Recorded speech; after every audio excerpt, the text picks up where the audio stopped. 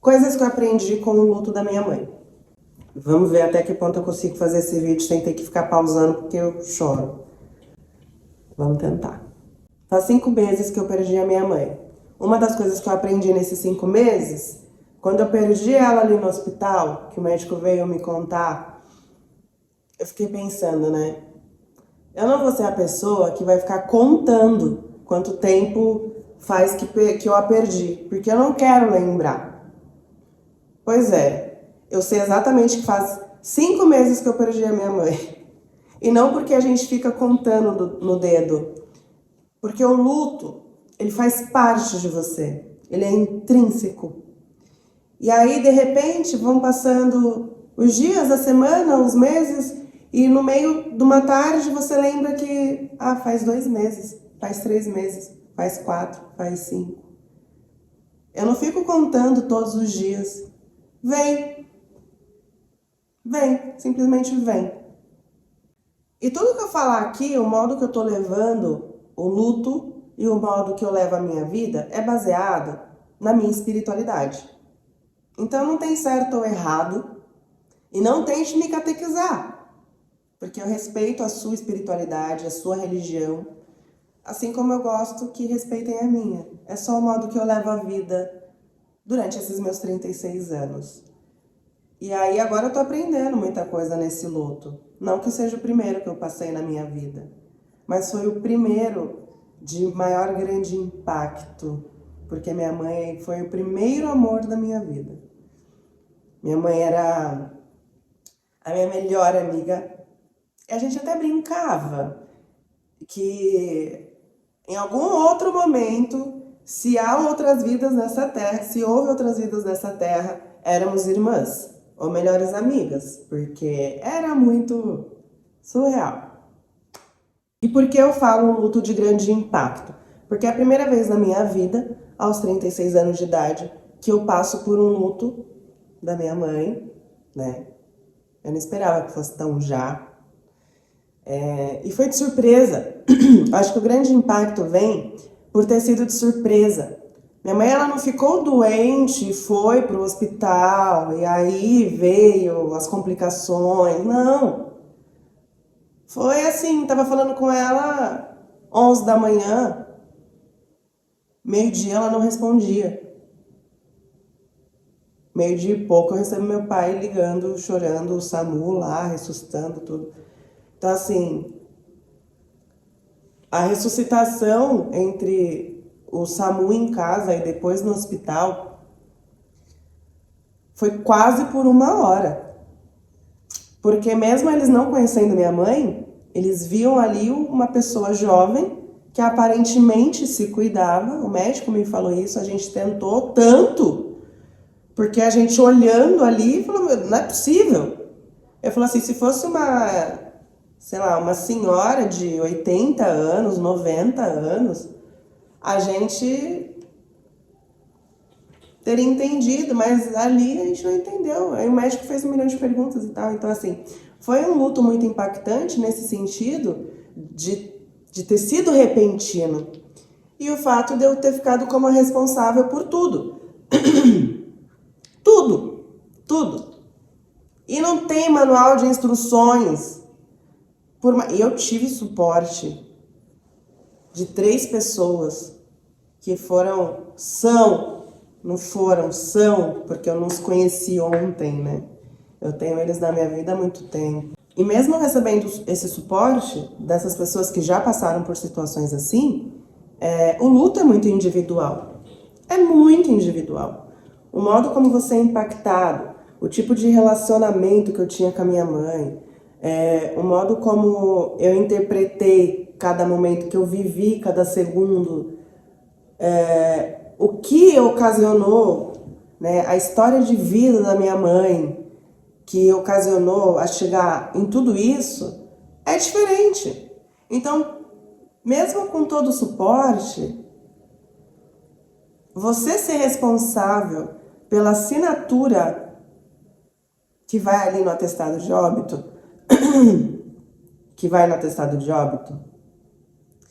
é paralisante. Talvez a palavra que eu posso usar é paralisante. Por que eu fiquei paralisada? Eu fiquei em choque. Eu fiquei em choque da hora que eu saí do hospital até a hora da funerária. E essa individualização de vida de cada um é o que torna tudo tão singular e a interpretação do luto tão singular. Diante de tudo, minha mãe, eu recebi a notícia à tarde. Já imaginava, porque eles estavam demorando muito. E eu tinha visto, eu que fui na ambulância.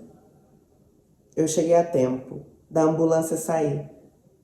Porque na ligação, eu fiquei no telefone com meu pai, acalmando ele, porque ele falou que estavam ali ressuscitando. Falei para ele sair do local onde estava, né, ir para a cozinha.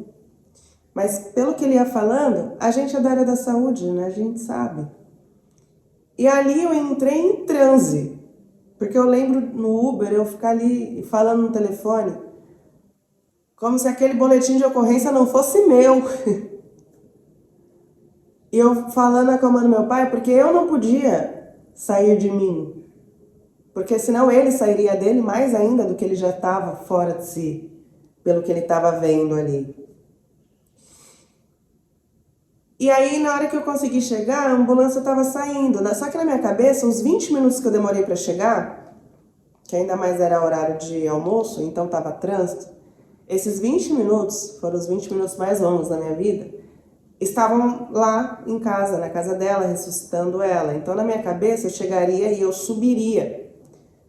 A ambulância já estava fazendo contorno na rua. E aí, minha cabeça, tipo, eu subo, ou eu pergunto pro moço da ambulância, ou ele tá só manobrando, e minha mãe já estava lá dentro. Então, eu saio correndo do Uber, eu bato na ambulância, e aí eu grito, aí corta. E sabe o que é muito engraçado? Porque quando eu converso com as pessoas agora, eu não choro. Aí contando aqui já me vem lágrima. Aí eu vou começar a picotar o vídeo a partir daqui para não aparecer chorando. Mas eu acho que a riqueza dos detalhes faz a gente acabar se emocionando mais. Então eu saio do Uber porque ele não conseguia nem chegar no prédio, porque tinha um trânsitozinho assim. E aí os carros ali não conseguia nem chegar, então eu saio do Uber, moço, tchau, e aí tá, já era débito automático, então paguei o moço, antes que alguém fale, saiu correndo e não pagou, não, é débito, já cai direto. Então eu saio correndo desse Uber, vou até a ambulância e o moço, tipo, nem tava olhando direito, porque ele tava manobrando e eu nem sabia que minha mãe tava ali, então eu bato na ambulância e grito e falo, eu sou a filha, só porque não ia dar para eu conversar com ele. Oi, moço, tudo bem? Né? Você tá manobrando ou você já tá indo pro hospital? Não dá. Não ia dar. Ele nem me veria ali e ia sair. Então aí eu bato e grito e falo, eu sou a filha, é minha mãe. Aí ele fala, você é filha? Eu falo, sim, sou filha. Ele entra. Aí quando ele falou, entra, eu falei, puta, ela não tá em casa mais, né? Estão todos já aqui dentro com ela. E vamos pro hospital, só entrei. Mas não tinha Cristo que fizesse eu olhar para trás. Não tinha. Eu só estava ali. E como eu e minha mãe temos a espiritualidade alinhada, eu fui ali como quem auxiliando ali na passagem, né? No que a gente acredita, tá?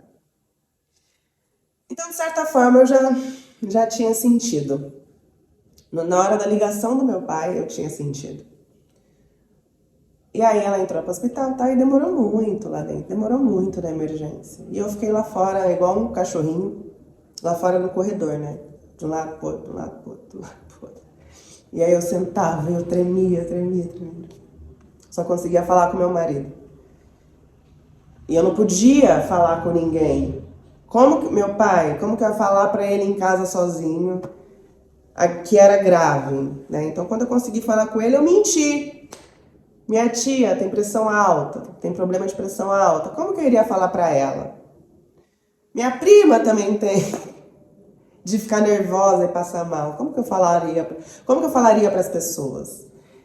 Então, do momento que eu recebi a notícia até o momento que eu recebo a notícia, até o momento que enfim eu saio do hospital para começar a encontrar os meus familiares, chamá-los para eu poder contar pessoalmente, né? Porque contar essas coisas por telefone é acabar com a saúde ali de todo mundo, né? O impacto. Demorou muito. Eu não lembro agora, eu preciso parar para relembrar os horários, mas eu lembro uma coisa entre 1h da tarde e 3 da tarde. Agora eu não lembro se 1h da tarde foi a hora que a gente chegou no hospital, e se 3 da tarde foi a hora que o médico enfim veio me dar a notícia. Eu acho que foi isso. Não vou lembrar agora porque minha mente ela apagou e eu ainda não voltei lá na minha história, no meu passado, para fazer a ordem cronológica. Nem no WhatsApp da minha mãe, na nossa conversa, eu consigo entrar para recobrar a memória de algumas coisas. Eu fiquei do período que o médico disse a notícia até a hora que eu consegui sair do hospital, que foi lá para 6, 7 da noite, acredito eu, sem poder falar para ninguém que minha mãe já tinha partido e sem poder viver isso, né? Porque você fica no hospital. Até sair a documentação do atestado de óbito, você fica lá. Então, digamos que eu cheguei por volta de 1h, ela foi atendida, até o médico trazer a notícia, era, 2 e pouco, 3 horas, não vou lembrar agora. Mas aí você fica lá. E aí começam as ligações para ver como que faz a liberação, né? Se vai precisar ir em delegacia, porque se a morte foi em casa, você precisa ir na delegacia, fazer o boletim de ocorrência, né? Aí o corpo precisa ser levado para o IML, para fazer o central, para eles fazerem toda a análise. O da minha mãe não precisou. Se você tem para enterrar, para fazer velório, enterrar, você precisa fazer a liberação desse corpo ali, você precisa ter um médico, a assinatura de um médico.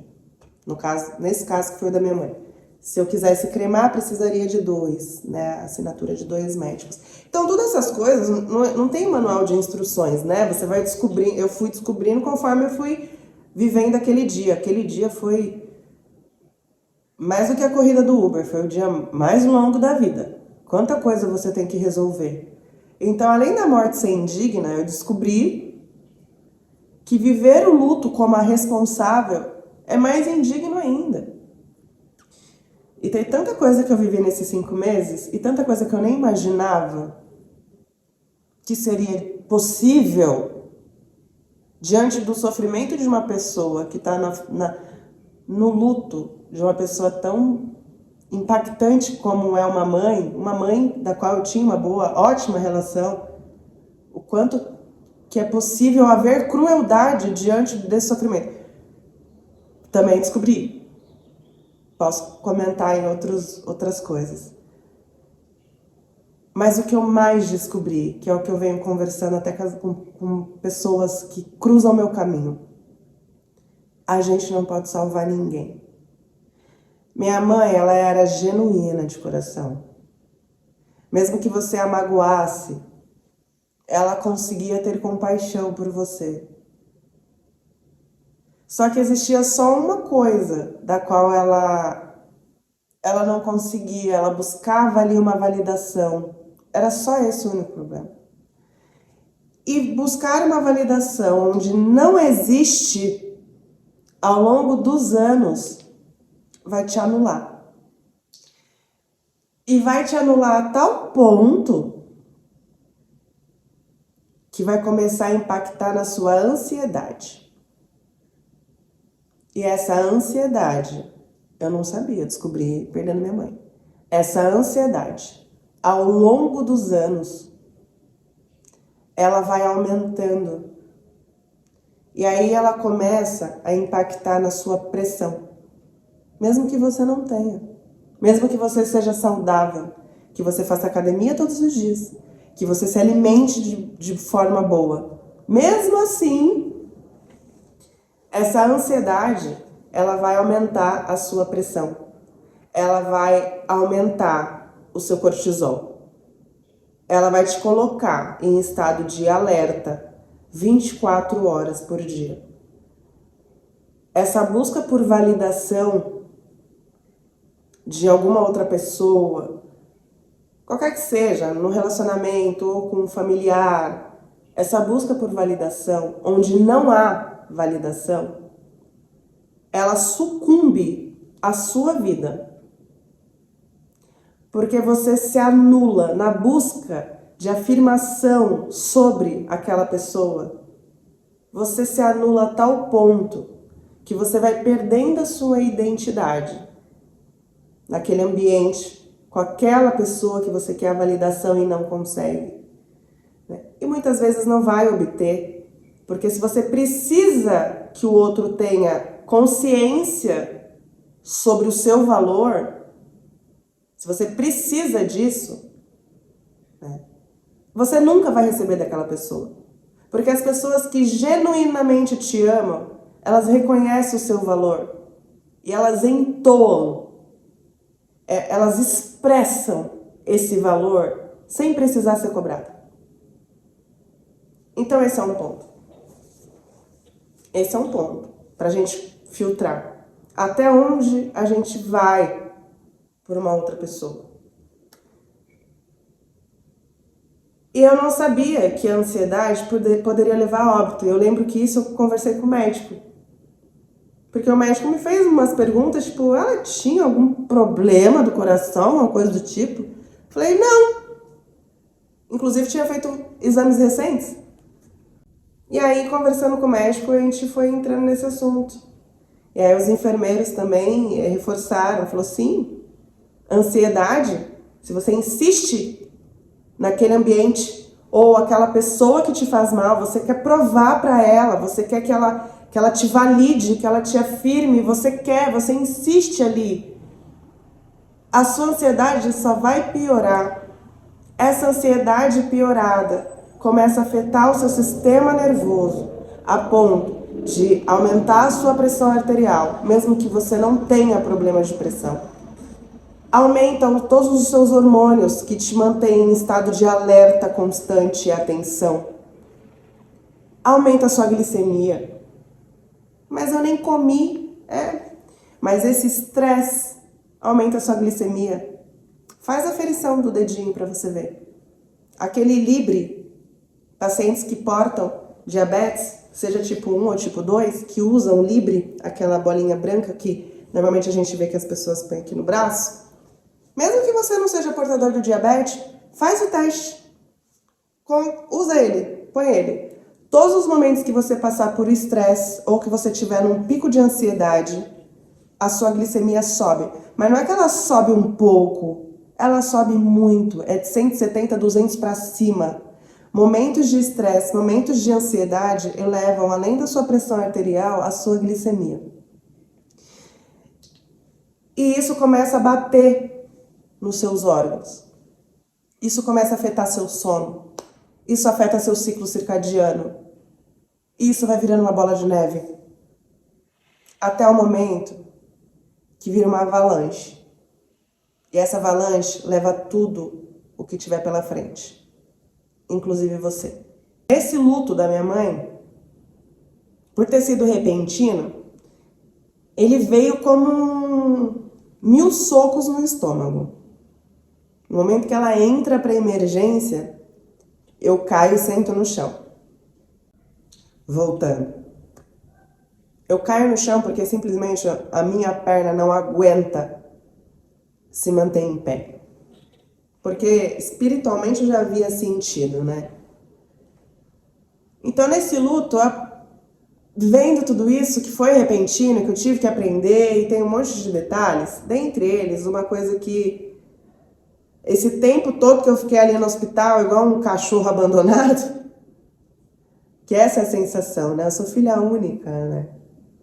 Mesmo casada, há muito tempo que não moro com os meus pais, muitos anos que eu saí de casa, fui viver a minha vida, né?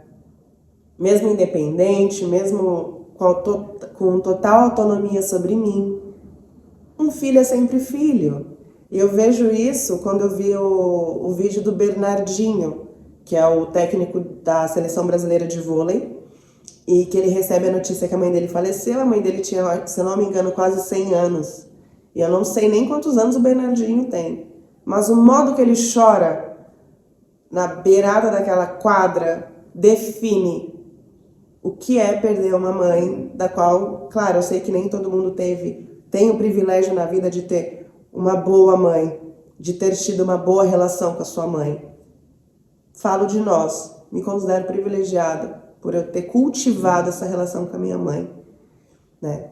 Aquela imagem do Bernardinho chorando na beira da quadra, quando ele recebe a notícia, é explícita, a mais explícita representação do que é um filho perder uma mãe tão querida, de uma relação tão querida.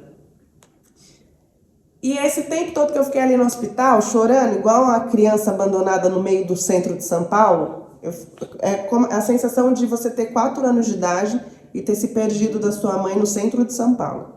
É desesperadora a sensação. Você pode ter 36 ou você pode ter 60 anos. A sensação é essa. É como se eu tivesse perdido a bússola da minha vida. E de fato perdi. Porque quando a gente nasce, independente de qual relação você tenha com seus pais, a sua bússola já está pronta. Alguém a fez. Quando você perde seu pai ou sua mãe, né? No meu caso, principalmente a mãe, é como você perder a bússola da sua vida e agora você vai ter que fazer a sua. É a vida acontecendo. E iria chegar o momento disso. Enfim, aquele momento que você fica, os primeiros momentos sem bússola na vida, que foi quando eu recebi a notícia que ela tinha partido, aquelas horas que eu fiquei naquele hospital, eu só fiquei pensando, a gente não salva ninguém. A gente não salva ninguém. Ninguém. A gente não pode salvar ninguém. A gente não consegue. Você pode ter o maior grau de instrução. Você pode ter a maior evolução espiritual. A gente não tem o poder de salvar ninguém. Não tem. O quanto eu gostaria de ter aberto a mente dela. E olha que minha mãe tinha um grau de espiritualidade muito elevado, muito bem trabalhado. A gente tem essa parte de povoado indígena muito forte, né? Minha mãe passou isso para mim, minha avó passou isso para mim. Eu trabalho muito em mim. Essa nossa cultura de povo originário. Ela tinha. O quanto que, por mais evoluído que nós possamos ser, por mais claro que você esteja enxergando uma situação, não dá para eu pegar a minha força, a minha coragem de mudar aquela situação, o meu olhar e colocar na minha mãe. Não dá. Não daria. Não deu. Não tem como. Por quê? Nesse momento, é o momento que, segundo o que eu acredito e o que eu sigo na minha vida, da gente entender a nossa irrelevância nesse mundo. Não irrelevância como ser humano, não insignificância como pessoa. Nossa, Jana, vocês consideram uma pessoa insignificante? Como pessoa, valores? Não, não é disso. É perante a criação. Eu não tenho poder sobre a vida do outro, mesmo que esse outro fosse minha mãe. Porque antes dela ser minha mãe, ela é uma pessoa. Ela teve uma vida, ela tem sua missão e propósito de vida, ela tem os seus karmas, ela tem seus ensinamentos a aprender. suas lições a fazer. Então, por mais que eu olhasse algo e eu não concordasse, o máximo que eu podia fazer é o conversar, é o falar, é o tentar trazer uma nova visão de vida para ver se ela mudava. E que bom que ela me escutou em muitas coisas, porque muitas coisas que ela fez nos últimos 5 anos foi vendo a minha coragem de mudar a minha vida, tudo que eu fiz por mim nesses últimos 5, 6 anos, né, já. Nos meus últimos 6 anos, dela olhar e falar, nossa, mas você fez tudo isso, você construiu tudo isso e você vai simplesmente sair fora de tudo isso? E eu olhei para ela e falei assim, nada custa a minha paz. Nada. Se deixar tudo para trás é o preço que eu pago para ter a minha paz e a minha saúde psicológica, então eu pago. Pode ficar com tudo. Então, quando a minha mãe ela viu essa minha decisão há 6 anos atrás, de eu mudar a minha vida, né, dar um 360 na minha vida, isso trouxe para ela um olhar, tipo, pô, caramba, por que não, né? Então, acho que eu também posso.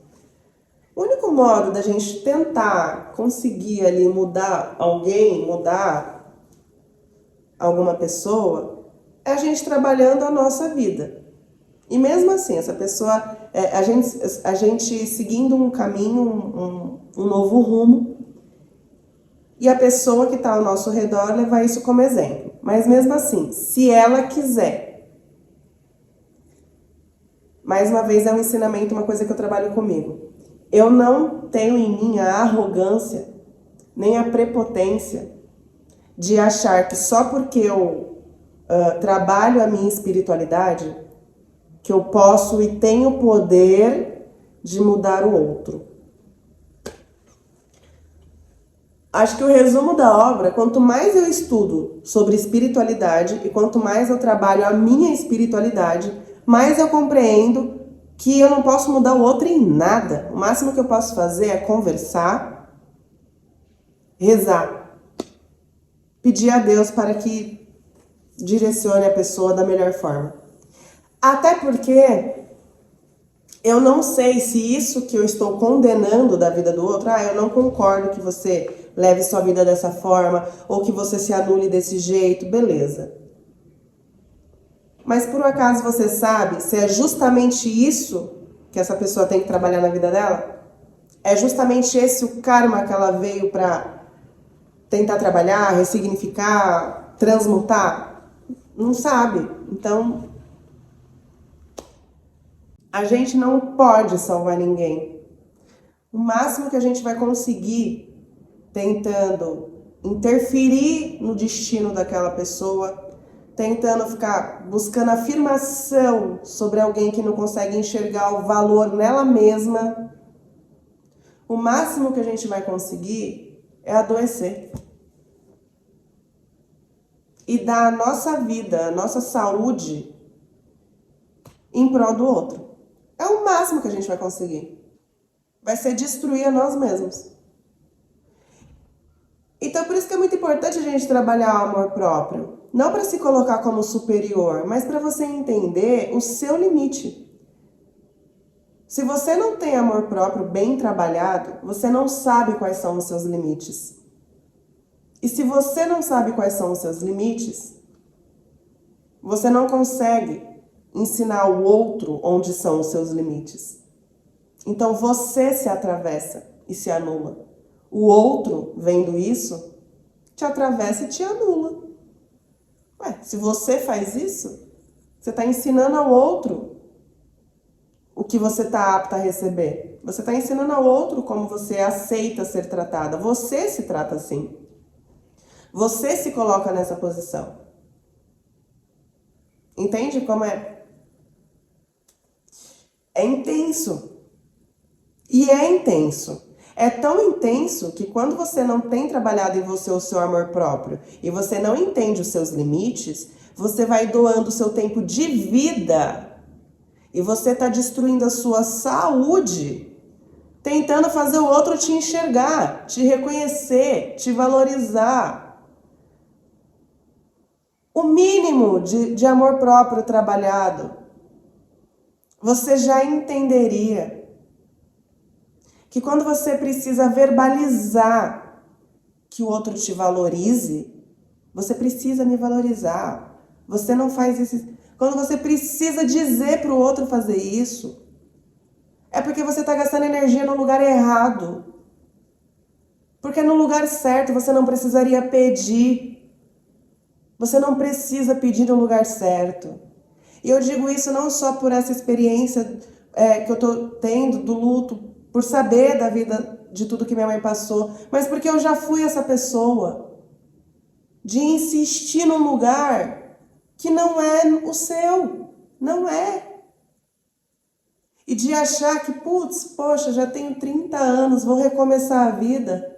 Sim, vou, porque eu não vou passar mais 30 anos da minha vida num lugar onde eu preciso dar murro em ponta de faca, me machucando, para ficar ensinando ao outro como o outro deve me tratar. Pera, tá tudo errado.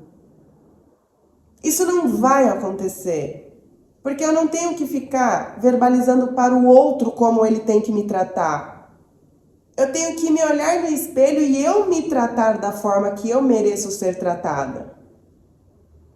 E a partir disso, você sai desse lugar de ficar tentando mudar o outro ou moldar o outro para que o outro te valorize.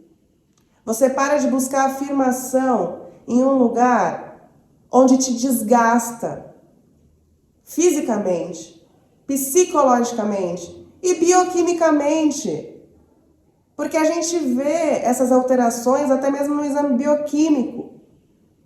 Você pega uma mulher magra, onde todos os outros exames dela estão ok, mas os marcadores inflamatórios dessa mulher estão alteradíssimos.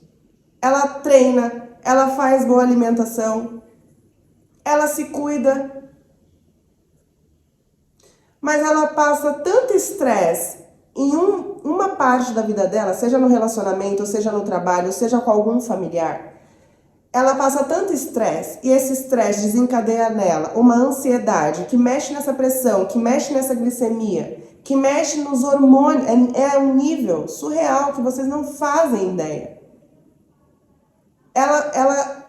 Ela vive um ambiente extremamente tóxico para a saúde dela, porque a coloca num sistema de alerta 24 horas por 48. Responda para você.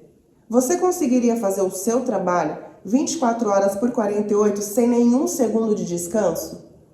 Eu conseguiria. Até quando você conseguiria? Por um dia? Uma semana? Por um ano? Por 10 anos?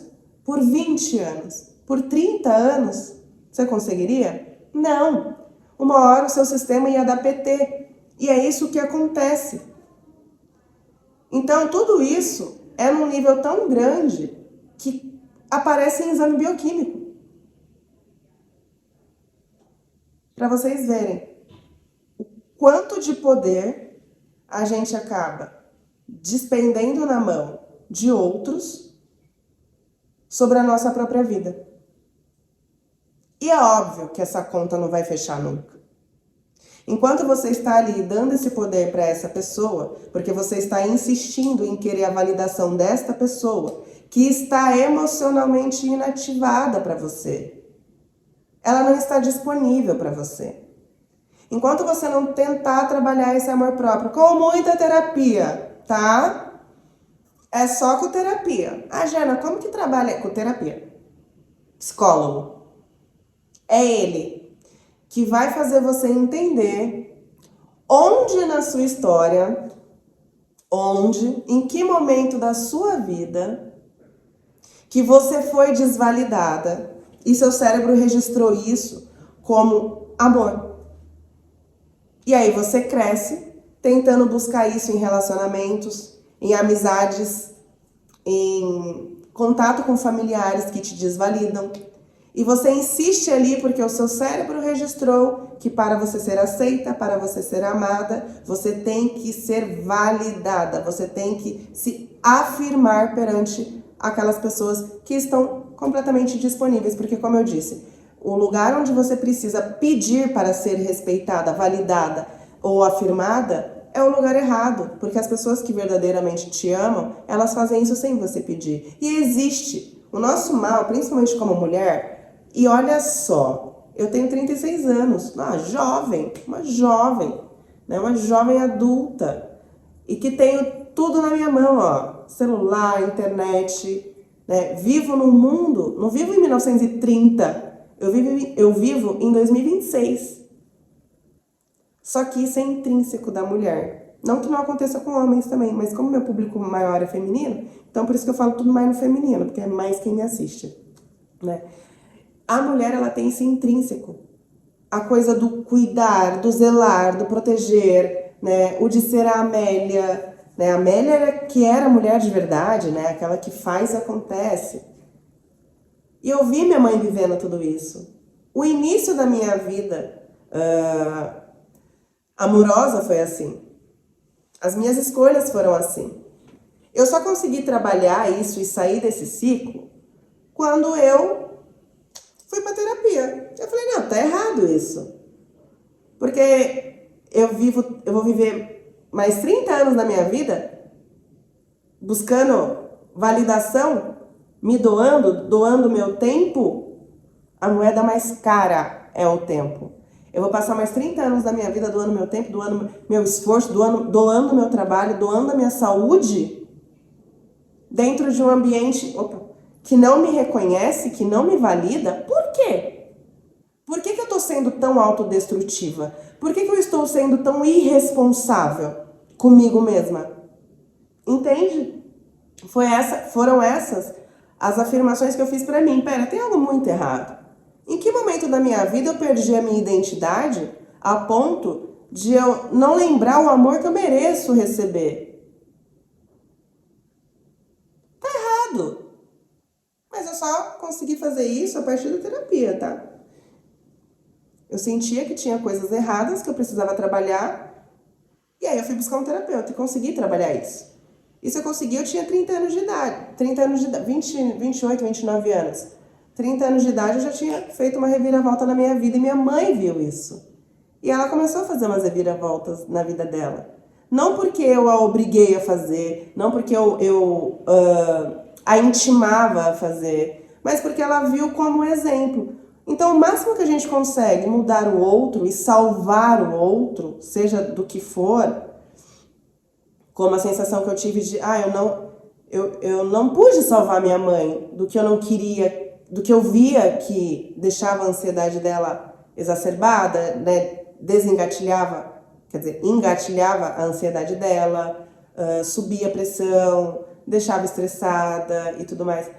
Eu via isso, mas eu não conseguia salvar disso. O máximo que eu consegui salvar ela disso foi quando eu fiz as mudanças na minha vida. E ela, como sendo minha confidente e acompanhando tudo o que aconteceu, ela pegou para ela como exemplo. E começou a mudar algumas coisas na vida dela, porque ela quis.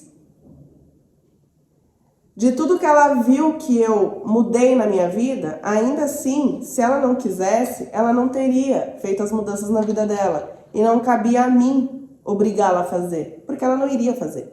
Entende? Então eu converso isso com todas as mulheres que me vêm, porque é da mulher essa coisa do cuidado, do zelo e tal. Só que a gente tem que tomar cuidado.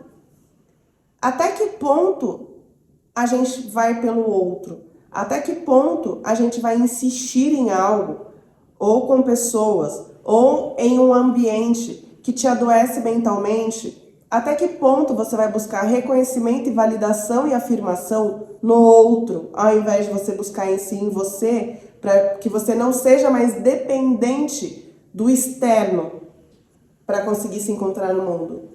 Até que ponto? Até chegar num grau onde os seus exames, todos os parâmetros inflamatórios vão estar alterados? Até esse ponto a gente vai chegar? Ou até você chegar a um ataque cardíaco fulminante que ninguém consegue explicar, que não aparece nenhum exame, porque ela sempre fazia baterias de exames, e o médico até perguntou de um exame chamado Holter, e eu não lembrava se ela tinha feito. Depois eu vi umas fotos nas nossas conversas e ela tinha me mandado fotos com os eletrodos. Então, assim, até esse daí ela tinha feito, que é um exame que para identificar se você tem qualquer coisa relacionada ao coração, né? Porque tem coisas que não aparecem no eletrocardiograma, mas aparecem num Holter. Até isso ela tinha feito. Então, assim, nada explica. E a gente entra nesse ponto de que a gente não consegue salvar o outro se o outro ele não quiser ser salvo. E você pode ter todas as informações da sua vida no seu celular, no seu computador. Posso eu tá falando aqui com você, e mesmo assim, se você não quiser, você não vai mudar. Mas o que eu aprendi com o luto da minha mãe é que o corpo fala muito mais do que eu imaginava. Porque eu nunca cheguei no nível de ter alteração de pressão por causa do estresse, do nervoso, de ansiedade causada por ambientes tóxicos. Eu nunca tinha chegado nesse nível. E mesmo se eu tivesse chegado, talvez eu nunca iria correlacionar esses sintomas com o fato de estar num ambiente que não era mais para mim. Eu não queria correlacionar. Como assim? Eu treino, eu faço boa alimentação, eu faço exames periódicos. Como assim meus exames estão alterados? Não porque eu como errado, não porque eu sou sedentária, não porque eu não tô nem aí para minha saúde. Meus exames estão alterados porque mesmo eu cuidando ao máximo de mim, esse ambiente me contamina, a ponto de conseguir atravessar toda a minha alimentação boa, todos os meus anos de treino, toda a minha conscientização sobre saúde e afetar meus níveis bioquímicos a ponto de poder me levar a um óbito de uma hora para outra, sem avisar. Ali, quando eu recebi a notícia da partida da minha mãe, eu aprendi, caiu a ficha de que o corpo fala quando estamos em ambientes que não nos fazem bem, não faz bem para nossa energia, não faz bem para o nosso psicológico. Quando estamos em ambientes ou com essas pessoas, o corpo, ele mais do que fala, ele grita. Eu não sabia que os sintomas podiam chegar nesse nível. Nem minha mãe sabia. A gente correlaciona esses sintomas a tudo. Foi por nervoso. Ou, é porque eu já não sou tão jovem. É normal. Não, não é normal. E nas coisas que eu acredito no livre-arbítrio. E acredito que quando é pra ser, e ponto. Não cai nenhuma folha da árvore se não for da vontade de Deus. Eu acredito nisso. E eu, Janaína, acredito no livre-arbítrio. Eu acredito em frequência. E o livre-arbítrio está nessa questão da frequência. Me é permitido seguir qualquer caminho. E cada caminho tem uma frequência. Algumas frequências curtas, outras frequências longivas. Quem vai definir o final, o meu final, é o caminho que eu escolher. E aí dele não tem como fugir. Fui eu que escolhi. Se eu escolher um caminho onde eu tenho que ficar me validando o tempo inteiro, esse caminho vai ser curto. E aí é permitida ali a partida do meu espírito dentro desse caminho que eu escolhi a partir do meu livre-arbítrio. Isso é o que eu tenho pra mim. Eu poderia ter mudado isso aqui, tendo consciência no meio do caminho e mudado para um outro caminho com uma frequência mais longeva. É essa forma que eu levo a vida. Assim como eu acredito que tudo acontece como tem que ser. Acontece como tem que ser a partir do caminho da frequência que você escolhe seguir. E se você insiste numa frequência que ela só te diminui, ela só te coloca para baixo, não tem como você ser longevo dentro disso. Não tem. Não tem como a gente conseguir colher romã numa plantação de jaca. Seria mais ou menos isso. Definitivamente, a gente não muda ninguém. Seja uma pessoa que a gente ama muito, a ponto de querer o melhor para ela e assim desejar que ela mudasse o olhar, mudasse as escolhas, mudasse o ambiente, as pessoas que a rodeavam. Ou seja, uma pessoa que está te ferindo ou que te feriu e você gostaria que ela tomasse conscientização disso, que ela validasse a sua dor, que ela validasse o seu sentimento. A gente não muda ninguém. Seja a pessoa A ou seja a pessoa B. A gente não muda. O máximo que a gente vai conseguir é acabar saindo da nossa frequência e descendo essa frequência. Escolhendo um caminho de uma frequência muito mais baixa, num nível que vai impactar ao longo dos anos a sua saúde. Seja física, seja psicológica, energética. É o máximo que a gente vai conseguir. E qual é a única forma de eu conseguir trabalhar isso em mim? Dizendo de uma forma bem direta, ou você saindo do ambiente que te adoece, ou cortando relações com essas pessoas que acabam adoecendo você. Se não é possível você fazer esse corte, é no trabalho. Não tem como eu abandonar o meu trabalho porque o ambiente me adoece. Então, nesse caso, busque terapia, seja ali com o psicólogo, ou então busque um psiquiatra, para que você consiga um suporte para o seu sistema nervoso parar de responder a esse ambiente que declina todo o seu sistema.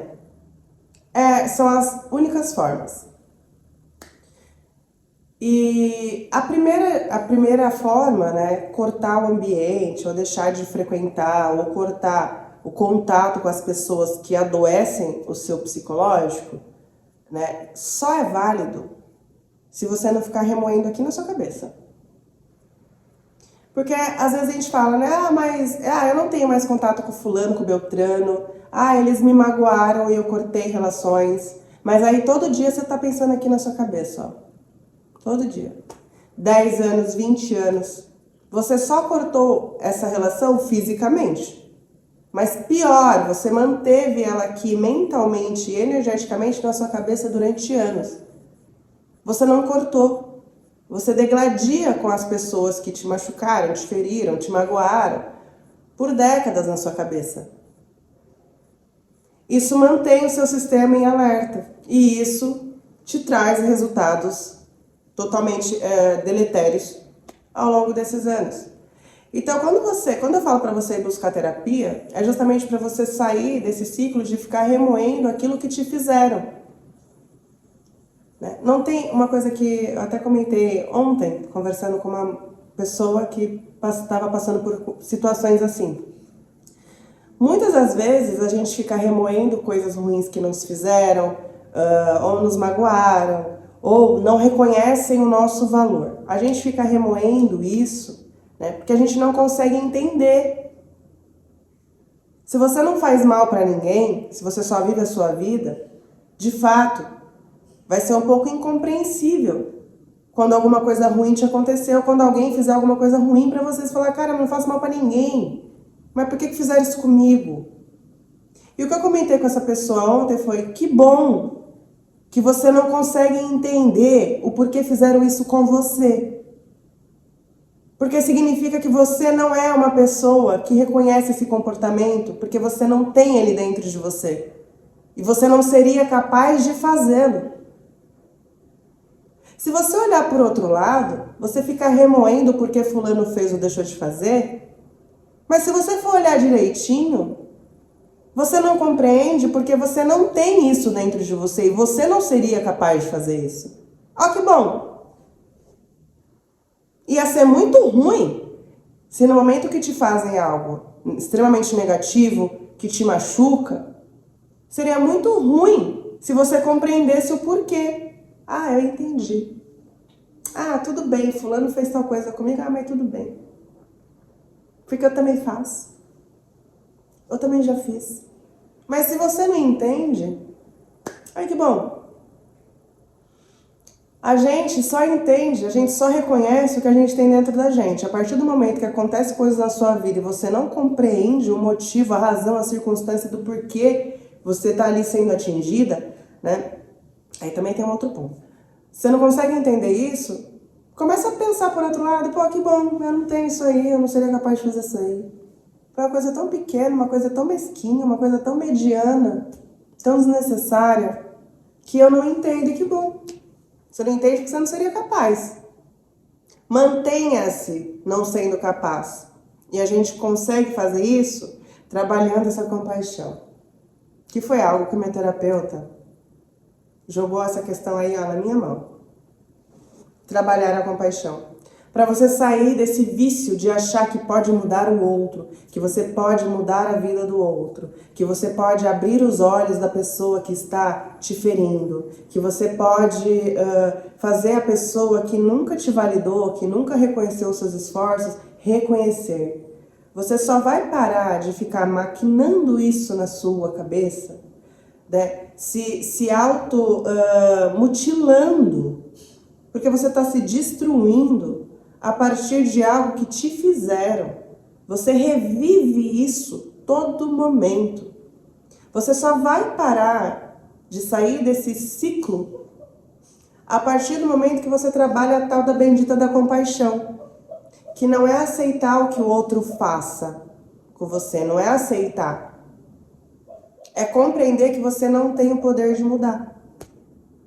E que o outro, ele é somente aquilo, ele não pode ser mais do que aquilo, ele não pode ser o que você quer que ele seja, e que você não pode ter essa arrogância e prepotência de achar que pode mudar o outro, por mais negativa a experiência que essa pessoa tenha feito contra você.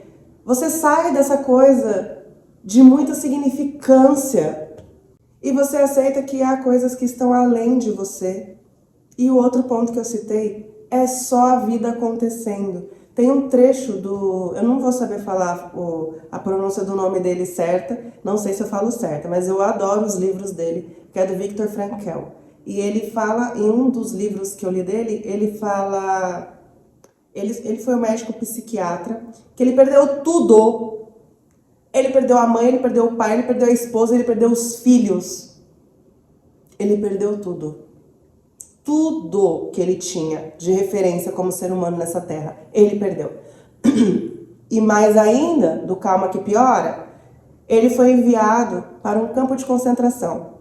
Ele sobreviveu ao Holocausto. E ele narra com detalhes, com riqueza de detalhes, cada momento que ele passou naquele terror. E ali, ele já sabia que ele havia perdido tudo.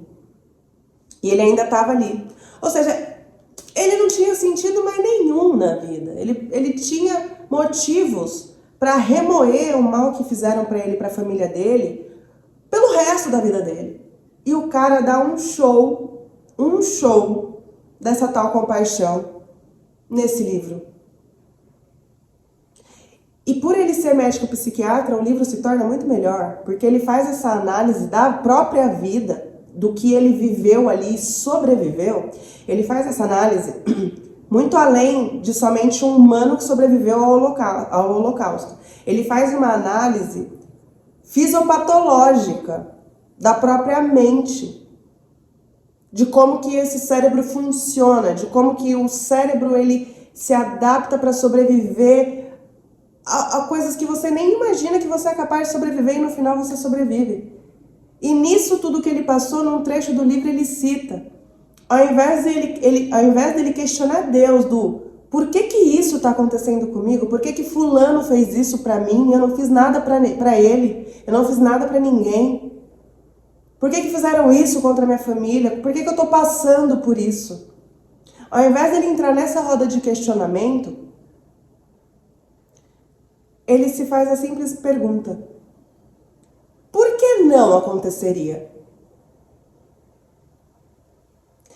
Aí na hora que eu li isso, tipo, perdi minha mãe de uma forma repentina. Minha mãe teve uma vida que, pô, eu queria,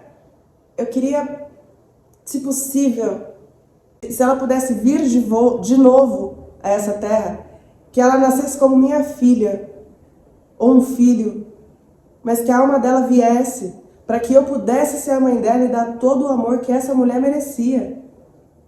Pô, eu perdi essa mãe, por quê? Ela não fazia mal pra ninguém. Por que desse jeito? Por que não? Quem sou eu? Para que as questões da vida não me atinjam. Quem sou eu? Não me foi prometido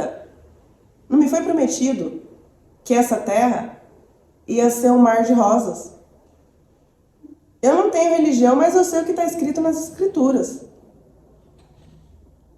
Em nenhum momento, Deus que enviou o seu filho aqui para a terra, em nenhum momento é relatado na Bíblia que aqui é um mar de rosas. Pelo contrário, é narrado que a gente ia encontrar aflição aqui. Mas não é para você se preocupar, porque ele conseguiu se sobressair às aflições. Então a gente também consegue. Em nenhum momento foi nos dito que não haveriam aflições. E quando a gente tem esse olhar, a gente, vou falar eu, né? Porque ninguém é obrigado a ter o mesmo olhar. Mas é o olhar que eu trago para minha vida em tudo desde muito nova. Por que isso está acontecendo comigo? Não é essa a pergunta que eu faço para entender as questões da vida. A pergunta que eu faço é: por que não aconteceria? É a vida acontecendo. Ah, meu carro quebrou. Ah, mas isso é uma positividade tóxica. Não, é a vida acontecendo. Eu não me privo do sofrimento. Eu não me privo de questionar.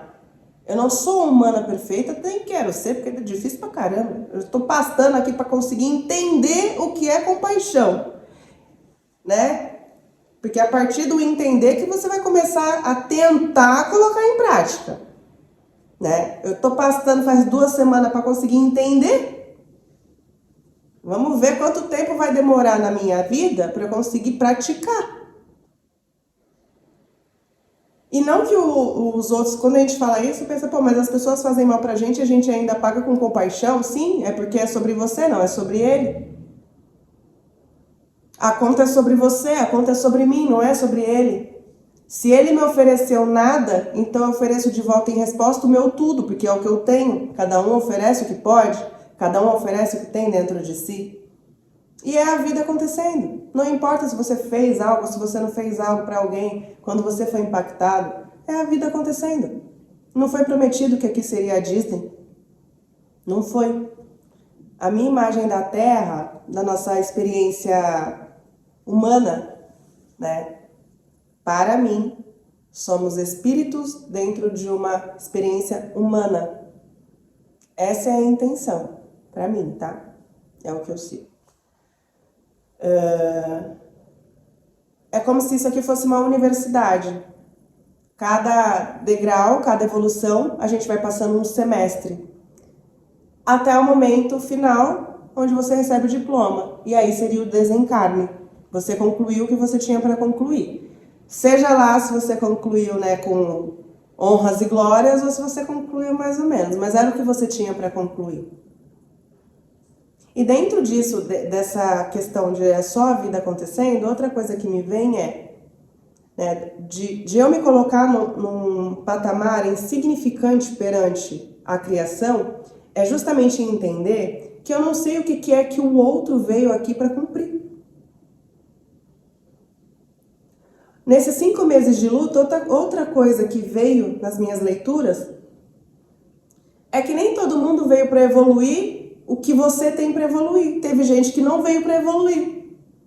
E é justamente isso, é esse o propósito da vida dela. É um negócio muito mais além. Nem todo mundo veio para o mesmo propósito que você. Humano, espiritual, nem todo mundo. E como que você vai saber? Você está martelando a vida do outro, seja quem você ama, ou seja quem você gostaria de ter uma validação, você está ali insistindo, julgando, querendo mudar o outro, sem você nem saber se o propósito da vida dele é esse. Então, quando você entende tudo isso, entende não, né? Não vou dizer que eu entendo. Quando você começa a ter conhecimento, são vários patamares. O autoconhecimento, o trabalho, ele é um trabalho que ele tem início, mas ele não tem fim. Uma vez que você inicia o seu autoconhecimento, ele não para nunca.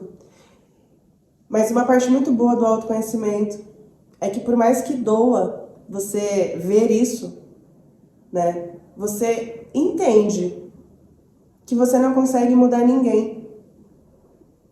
Você não tem o poder, você praticamente quase nem tem esse poder sobre você. Você não consegue mudar ninguém. Com muita dificuldade, com muito estudo, com muito discernimento, com muito tudo, a gente tenta melhorar os nossos caminhos, evoluir a nós mesmos, cada um dentro do que tem para evoluir aqui nessa terra. Mas é muito difícil. É muito difícil. É difícil você fazer isso sobre você, que girar sobre o outro. Mas essa é uma parte que deixa a sua vida um pouco mais leve. Porque alivia a sua mente de ficar remoendo coisas que fizeram para você ou fizeram para os seus. E quando você limpa a sua mente da mágoa, do ressentimento, de coisas que aconteceram no seu passado que te feriram e te machucaram, enfim, você consegue fluir a sua vida. Porque não adianta nada você sair dos ambientes dos ambientes que são ruins para a sua evolução, de você cortar relações com pessoas, seja em qualquer circunstância, não adianta nada. Se isso fica na sua mente, você só cortou fisicamente, mas psicologicamente está ali e vai afetar. Cada vez que você mais assim estuda a sua evolução, mais humana você percebe que é. Mais insignificante você percebe que é. No sentido de que você não tem poder sobre o outro.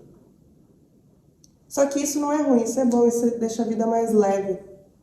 A partir disso você começa a ocupar a sua mente, o seu tempo de vida com aquilo que de fato vai ficar. O que você se permite viver. E é nesse ponto que, nesses 5 meses, que eu percebo, né? Eu não sinto falta de...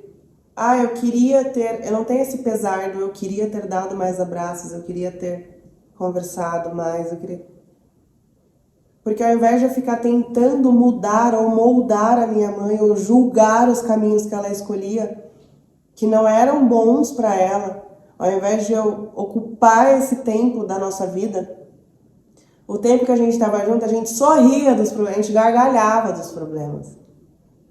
A gente vivia o máximo potencial dessa relação. E nesses 5 meses eu vejo que, realmente, a saudade que eu tenho é de estranhar viver num mundo onde ela não esteja mais presente. É estranho, né? É como se a minha vida resetasse e reseta, assim como várias coisas que eu já passei na minha vida e aceitei a morte daquela Janaína, para que pudesse nascer a Janaína dessa nova fase. Eu acredito, né, na psicologia também tem isso, desde a infância, a gente vive um luto de várias fases que vão passando. A adolescência, da adolescência para a vida adulta é muito difícil isso, né? Que a gente vê os adolescentes muito conflituosos com essa relação, porque você está vivendo, acho que é o primeiro momento que você tem uma consciência desse luto de fato, mesmo que inconscientemente. Você está deixando aquela vida de adolescente para abraçar, você vai ter que abraçar a vida adulta, porque ela vai vir de qualquer forma, né? E em cada fase a gente vai vivendo esse luto. No momento que minha mãe faleceu, aquela Janaína que entrou no hospital, ela não existe mais. E eu não me cobro que ela exista. Eu sei que ela morreu. Então você chora dois lutos. O da pessoa que você ama e você perdeu. E você chora o seu. Porque toda a referência de quem eu era sob o olhar daquela mulher que se foi. E eu perdi o olhar dela. Então eu não tenho mais quem eu era. A Janaína que saiu daquele hospital é a nova. E ai meu Deus, como é difícil. Cada fase da minha vida eu dei tchau para uma versão antiga minha e dei olá com muita dificuldade para uma versão nova. Só que essa versão, sem a minha mãe nessa terra, é a mais difícil. É a mais difícil. A mais difícil. Essas foram algumas das muitas coisas que eu aprendi nesses 5 meses. Algumas eu descobri, outras eu amadureci. E é assim que eu vou levando, é assim que eu tenho levado, né? Algumas com auxílio de amigos, né?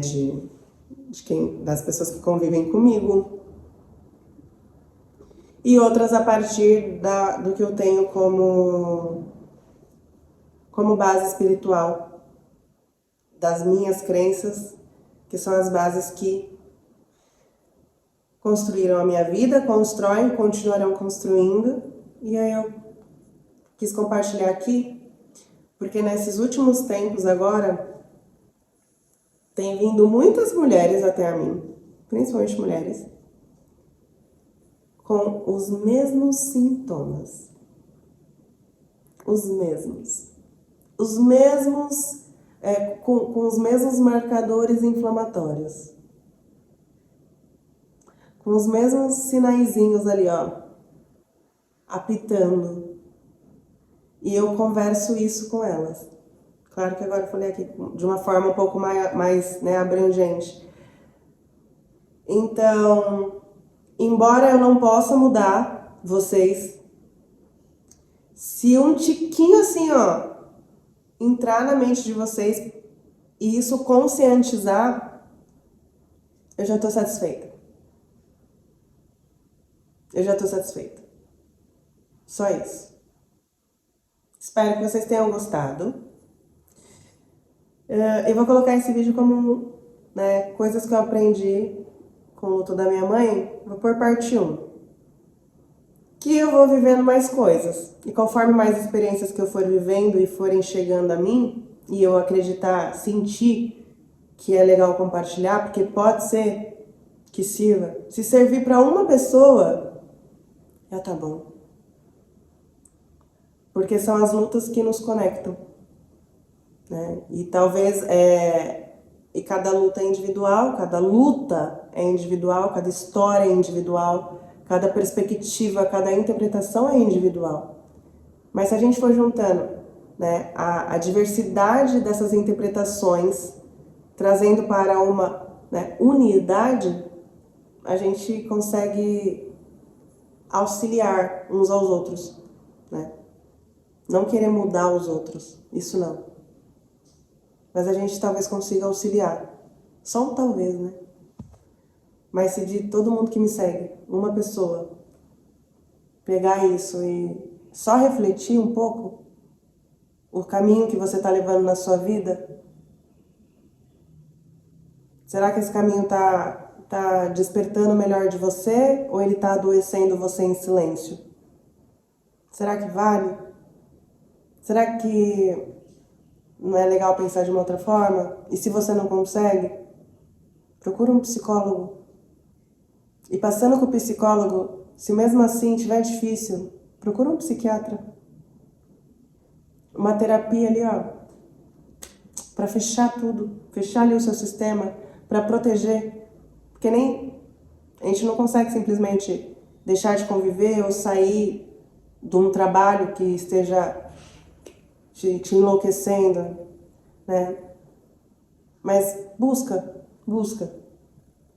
Se uma pessoa ver esse vídeo e tiver esse nível de conscientização e parar ali e refletir, eu já vou estar feliz.